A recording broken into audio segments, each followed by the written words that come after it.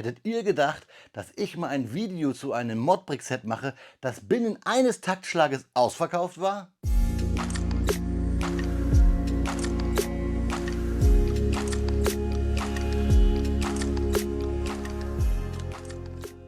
Willkommen in der Noppenplötzchenscheune. Mein Name ist Blockstar und ja, Freunde, das hätte ich wirklich nicht gedacht. Ein Modbrick-Set, das wirklich in den Shop reinkam und quasi fast schon sofort wieder draußen war, weil die Nachfrage so groß war. Vielleicht, weil Modbricks da schon ein bisschen Erfahrung hat mit diesem Themenbereich. Wir sprechen nämlich über die Festivalbühne. Modbricks hatte da ja schon eine ähnliche eines großen Open-Air-Festivals. Hier jetzt eine, die euch bekannt vorkommt, wenn ihr auf Musik der neuen deutschen Härte steht. Vielleicht liegt es auch daran, dass ein ähnliches Design bei Lego gescheitert ist. Dieses hier, weiß ich, ist schon lange in der Mache. Ich habe hier den ersten Prototypen, der quasi das Okay für das Originalset gegeben hat. Deswegen wundert euch nicht, wenn die Steine hier im Karton anders aussehen von der Sortierung als wie bei euch zu Hause. Ich bin jetzt trotzdem gespannt, wie das Set hier drin aussieht, was wir für Steine haben. Freunde, schnappt euch euren Liebsten Musik auf die Ohren, dreht richtig laut und dann schauen wir uns den Inhalt des Kartons hier genauer an.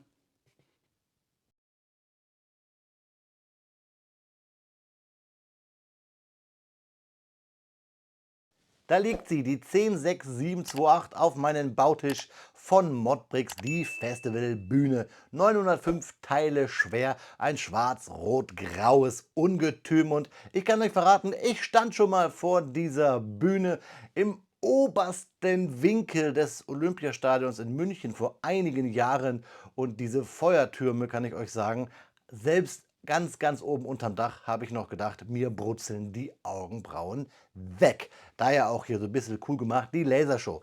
Der Karton, ich habe es euch gerade schon gesagt, hat ein bisschen gelitten, denn es ist ja hier der erste fertige Prototyp, das Set 1, das ich euch hier vorstellen kann. Schauen wir uns mal die Rückseite an. Wir haben ja hier eine Banderole. Wir sehen hier die Bühne in 4 verschiedenen Ansichten. Einmal hier größer, einmal kleiner und dann schräg von der Seite und einmal von oben.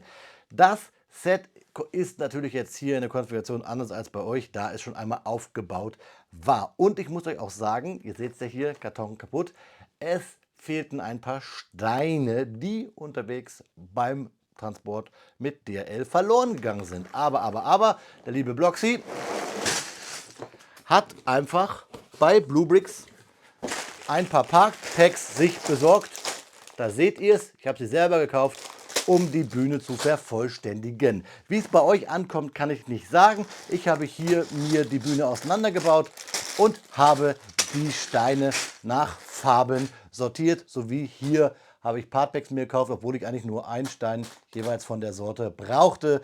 Aber wenn ich die Bühne schon für ein Review gestellt bekomme, hier den ersten fertigen serienreifen Prototypen, das Set 1 quasi, ich habe es euch gesagt, das Alpha-Bühnentier, wenn man so möchte, dann wollte ich nicht noch bei Bluebricks hinterher telefonieren, wo die Steine bleiben. Vor allen Dingen, wenn ja hier die Post eigentlich daran schuld war. Und so konnte ich euch auch mal die Partpacks von Bluebricks zeigen. Links zu den ganzen Kram findet ihr unten in der Videobeschreibung. Bei Modbricks findet ihr die PDF-Anleitung. Die werden wir nachher beim Review uns auch nochmal anschauen. Ich würde euch jetzt sagen, viel Spaß bei den Fakten. Ich packe die Tüten aus und baue, Freunde. Und ich wette, ihr wünscht mir auch viel Spaß beim Bauen. Speedbildzeit ist Faktenzeit. Und natürlich könnten wir heute über diese eine Band sprechen. Aber Freunde, wir würden diesem Set ja gar nicht gerecht werden, denn das Set heißt ja Festivalbühne. Also sprechen wir heute über Festivals. Rockfestivals haben in Deutschland eine lange Tradition und sind ein fester Bestandteil der Live-Musikszene. Mit einer stetig wachsenden Anzahl von Festivals ziehen sie jährlich Tausende von Musikliebhabern aus dem In- und Ausland an.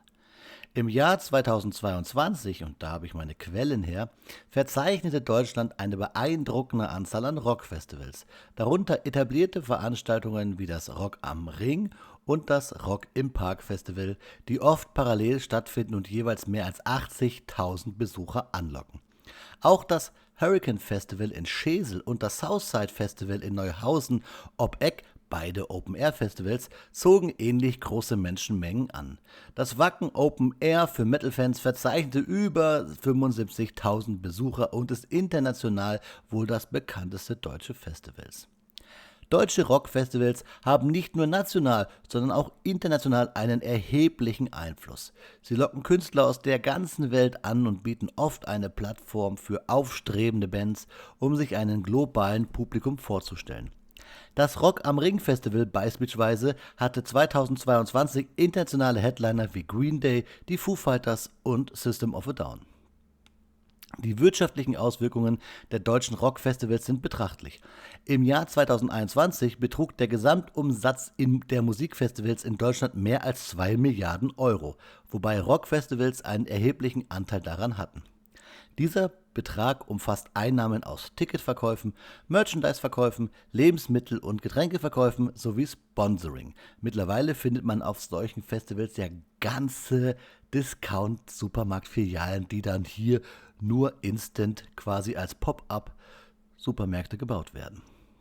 Darüber hinaus stärken die Festivals die lokale Wirtschaft durch die Schaffung von Arbeitsplätzen in den Bereichen Gastronomie, Sicherheit, Logistik und Veranstaltungstechnik. Die Organisatoren setzen verstärkt auf Nachhaltigkeit und Umweltschutz. Viele Festivals setzen auf erneuerbare Energiequellen, Mülltrennung und umweltfreundliche Transportmöglichkeiten, um ihre ökologische Bilanz zu verbessern.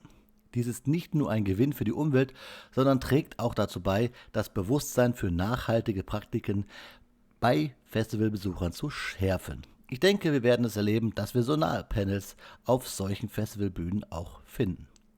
Neben den bereits erwähnten Festivals gibt es viele weitere Open-Air-Veranstaltungen in Deutschland, die verschiedene Musikgenres abdecken. Das Highfield Festival in Leipzig und das Splash Festival in Ferropolis sind beliebte Events für Liebhaber von Indie-Rock und Hip-Hop und verzeichnen jeweils mehrere Zehntausende Besucher. Das Nature One Festival in Castellón ist eines der bedeutendsten Elektro- und Techno-Festivals und zieht jedes Jahr Tausende von Fans elektronischer Musik an. Insgesamt bieten deutsche Rockfestivals eine einzigartige Gelegenheit, Live-Musik in atemberaubender Umgebung zu erleben und talentierte Musiker aus der ganzen Welt zu entdecken. Mit steigenden Besucherzahlen, wirtschaftlicher Bedeutung und einem starken Fokus auf Nachhaltigkeit sind deutsche Rockfestivals ein wesentlicher Bestandteil der deutschen Musikszene und werden auch in Zukunft zahlreiche Fans anlocken. Ja, Freunde, das waren die Fakten rund um Rockfestivals, um Open-Air-Veranstaltungen aus der Musikindustrie. Freunde, die Foo Fighters sind gefallen und auch das Hurricane, das waren alles Bands bzw. Bands auf Festivals, die ich sogar schon gesehen habe, sowie auch die Band, die dieser Bühne hier wohl als Vorbild diente. Schreibt mir doch bitte gerne mal in die Kommentare, auf welche Festivals ihr gehen würdet oder schon wart.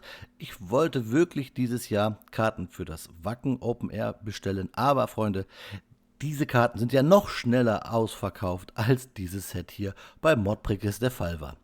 Ja, Freunde, das waren meine Worte hier als Faktenzeit. Ich wünsche euch jetzt viel Spaß beim Review der Modbricks Klemmbaustein Festivalbühne. Nach 3 Stunden steht sie da, unsere Festivalbühne, unsere neue deutsche Härte. Gott weiß, ich will kein Playmobil sein. Freunde, diese Bühne hat Spaß gemacht zu bauen. Sie hat einiges an Bauschritten, an Bautechniken zu bieten, aber auch einige, die sich wiederholen. Also da kann man auch von Langeweile schon fast sprechen. Aber Florian hat es gut gelöst, nämlich gerade hier bei diesen LED-Wänden, komme ich gleich noch zu, gibt es ein bisschen Abwechslung, so dass es nicht ganz eintönig wird. Natürlich ist es fast eintönig, weil wir hier viel Grau und Schwarz und Rot haben. Das gehört aber sicherlich dazu, wenn man eine Bühne baut, die ja hier so aussieht wie diese. Man muss ja sagen, es ist ja kurios, dass es so ein Set überhaupt gibt. Es gab im Lego Designer Programm ein Entwurf, der wurde abgelehnt und ich weiß, dass an dieser Bühne schon sehr lange gearbeitet wurde. Also sagen wir mal, sogar zu Zeiten, als die Welt noch in Ordnung schien, gab es schon Pläne für diese Bühne. Ich bin mir nicht ganz sicher. Ich glaube, der Patrick hat damit mal angefangen. Der Patrick Lachette und der Florian hat es dann nochmal neu gemacht. Irgendwie so. Auf jeden Fall hat Florian, muss ich sagen, optisch hier einen guten Eindruck hinterlassen an diesem Set. Es gefällt mir richtig gut und jeder, der mal auf einem Konzert war und ein ähnliches Gebilde gesehen hat, der fühlt sich wieder daheim. Ich muss sagen, mir fehlt nur noch ein bisschen der Rauch oder hier vorne Kanonen, die weiß spritzen. Also wirklich, wirklich gut getroffen. Minifiguren Maßstab, ich habe jetzt keine, aber ich wollte auch jetzt hier dieses Review nicht mit Minifiguren anderer Hersteller verunreinigen, ist das falsche Wort, aber ihr wisst, glaube ich, was ich meine. Ich finde cool, dass wir hier wirklich diese Sonarplattenteller haben, die ikonisch sind mit den Leuchten. Wir haben hier Feuer, auch ikonisch, überall brennt etwas und wir haben hier angedeutet die LED-Wände und vor allen Dingen auch die Boxen. Jeder, der mal auf solche Konzerte gegangen ist, auf Festivals, kennt diese hängenden Riesenboxen. Beim Bau, habt ihr vielleicht gesehen, gibt es einmal einen harten Cut, weil ich festgestellt habe, dass ihr gar nichts alles seht. Es ist ein Riesenteil. Ich musste wirklich aufpassen, dass ihr beim Speedbild auch was seht. Deswegen liegt diese Bühne mal, deswegen gibt es einmal kurz einen Cut, deswegen drehe ich sie einmal um. Also deswegen beim Speedbild nicht wundern, wenn es da hakt.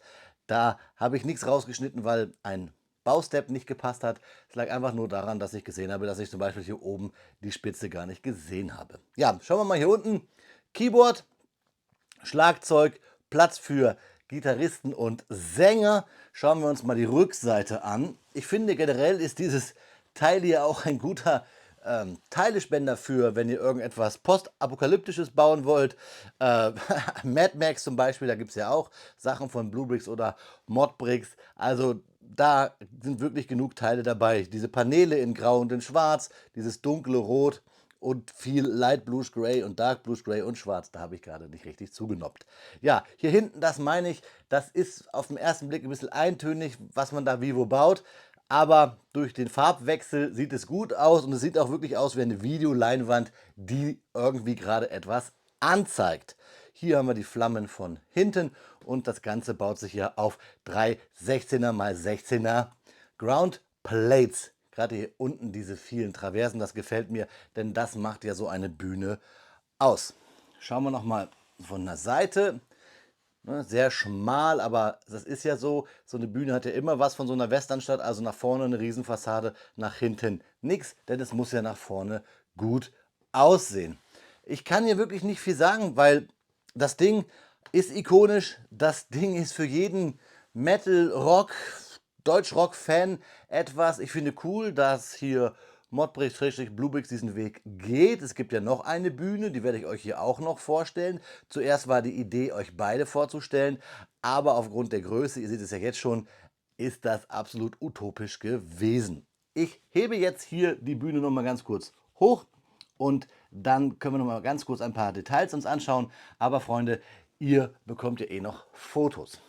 Hier haben wir das Schlagzeug, das Vordach, das ist das Einzige, was ich ein bisschen kritisiere, weil wir haben hier keine Verbindung von diesen Transclear Wedges zu dieser 2x2, Quatsch, 4x4 Transclear Plate, dass wir hier nichts runter haben. Sonst ist das alles sehr stabil gebaut.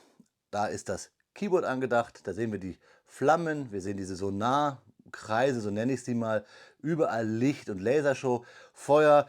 Hier hinten kann sich noch ein Roadie verstecken. Hier vorne schön massiv, First Row, glaube ich, heißt das ja. Und da hinten auch, da schön die Seite, kann sich auch wieder ein Roadie verstecken. Und das meine ich jetzt hier von hinten, diese Videowand. Schön gemacht, aber hier mit Hinges und liegt dann hier auf, also dieser Turm liegt dann auf Flat Tiles. Finde ich richtig gut. Schöne Bautechnik. Und hier, ich kann es euch mal zeigen, das ist ja Modbricks, Bluebricks. Ich halte es hier fest.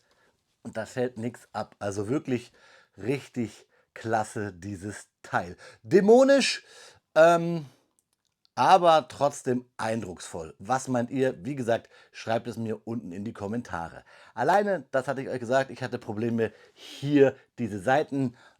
Das sind ja Seiten, das sieht ja aus wie Gitarren. Hier oben die Gitarrenspitzen, wo man hier oben, ne, dann die stimmt. Da hatte ich ein bisschen Probleme, die mit den C-Claims hier innen drinnen an diese Paneele zu klemmen. Aber das hat dann auch geklappt, vor allen Dingen, ich hatte mich verbaut. Seht ihr auch im Video, ich habe nämlich hier hinten die Plates nicht in der richtigen Höhe und Länge angebracht. Ja, angebracht ist auf jeden Fall euch das hier zu zeigen, denn wie gesagt, Sets werden manchmal geplant. Da ist die Welt draußen noch anders, als sie heute ist. Deswegen habe ich euch diese Bühne, diese diabolische Bühne, diese Neue Deutsche Härtebühne, diese Klemmsteinbühne jetzt hier von Modbricks/Bluebricks einmal vorgestellt. Und ich habe es euch ja schon am Anfang gesagt, das Ding war sofort ausverkauft und ich glaube, das spricht dann schon für sich. Es gab sogar einen Artikel in einem österreichischen, ja, Schmierblatt möchte ich nicht sagen, über diese Bühne auf deren Webseite. Nicht Schmierblatt, Gossip-Magazin, glaube ich, das passt besser. Also von daher schon irgendwie lustig, dass Modbricks jetzt hier so ein kleines ikonisches Set abgeliefert hat. Ja, aber ich bleibe dabei, haut in die Tasten, haut in die Seiten, schreibt mir die Kommentare zu diesem Set unten in den Kommentarbereich. Ihr bekommt jetzt ein paar Detailfotos und dann schauen wir uns zum Abschluss, Freunde, noch einmal in die Augen. Wie immer an dieser Stelle, liebe Freunde, bekommt ihr ein paar Detailfotos, einfach damit ihr euch selber einen Eindruck von diesem Set, von dieser monströsen Bühne, diesen Traum bzw. Albtraum in Schwarz, Dark Bluish, Light Bluish, Grey und Rot und Weiß einfach selber für euch ihn gewinnen und festigen könnt, den Eindruck, was empfindet ihr, unabhängig von dem, was ich euch gerade gesagt habe. Ich bin natürlich Fan, weil ich Fan bin von Florians Design. Ich habe hier wirklich keinen schweren Bauschritt gehabt, bis auf diese Seiten, das habe ich euch gerade schon gesagt. Es hat Spaß gemacht zu bauen, es war für mich nur halt nicht so entspannt, weil ich gemerkt habe, dass diese Bühne zu groß ist, um sie richtig zu filmen mit meiner Einstellung. Daher ist dieser Speedbuild vielleicht nicht ganz so gelungen, wie ich ihn qualitativ euch am liebsten zeigen würde. Ihr kennt ja meine Ansprüche, wenn ihr meine Videos schon verfolgt habt, schon länger. Wenn nicht, Freunde, dann schaut ruhig mal durch die Playlist durch. Ich habe hier schon das ein oder andere Video produziert. Es ist immer so ein Punkt, ich finde, das ist immer alles so schnelllebig hier auf YouTube. Ich mache das jetzt schon seit 3 Jahren. Schaut ruhig mal euch meine anderen Videos an. Das eine oder andere ist auch heute noch sehenswert und nicht gealtert. Ja, genau wie dieses Set hier eigentlich nicht gealtert ist, obwohl die Umstände draußen, aber naja, lassen wir es. Wenn ihr meinen Kanal unterstützen wollt, dann schaut einfach unten in die Videobeschreibung. Da findet ihr nämlich einige Links und Affiliate-Links, auch unter anderem zu Modbricks oder Bluebricks, wo ich ja zum Beispiel die Ersatzteile her hatte, was ich euch gerade gesagt hatte, da DHL irgendwie das Paket nicht ganz ordnungsgemäß bei mir abgeliefert hat. Deswegen schaut ruhig da rein, da könnt ihr mich immer ein bisschen unterstützen, damit dieses Projekt Blockstar hier weiter rockt mit euch als Crowd. Freunde, vielen lieben Dank bis dahin. Wir schauen uns zum Abschluss noch einmal in die Augen. Ja, Freunde, da ist das Video auch schon wie so manches gutes Lied schon zu Ende. Wichtig ist jetzt, habt ihr die Strophen komplett verstanden? Wie fandet ihr diesen Klemmbaustein-Song? Schreibt's mir unten bitte in die Kommentare. Ist das was für euch? Findet ihr solche Bühnen ikonisch? Habt ihr sogar noch eine Idee, wo ihr meint, so, ey, das musikalische Thema könnte doch einer der Designer von Modbricks bzw. Bluebricks auch umsetzen? Dann schreibt mir das gerne in die Kommentare. Ich finde, Florian hat einen super Job gemacht. Man könnte fast meinen, dass er Bühnenbauer, also so ein richtiger Bühnenbauer für solche Rockbands von Beruf ist. Also Florian, toller Job. Keep on rocking oder keep on clamming vielmehr. Ja, wie gesagt, ich bin hellauf begeistert. Welche Musik mögt ihr? Ist das was für euch? Einfach alles wie immer unten in die Kommentare. Und da könnt ihr auch vielleicht mal reinschreiben, der wievielte Kommentar seid ihr gerade? Da kann ich nämlich immer sehen, wie, wo, wann ihr reagiert. Finde ich ziemlich cool, macht mir Spaß und euch glaube ich auch, oder? Und das soll es ja. Klemmbausteine sollen Spaß machen, so wie der Bau dieser Festivalbühne. Freunde, in diesem Sinne immer einen guten Song auf die Ohren. Auf Wiederbauen, euer Freund, der Blockstar.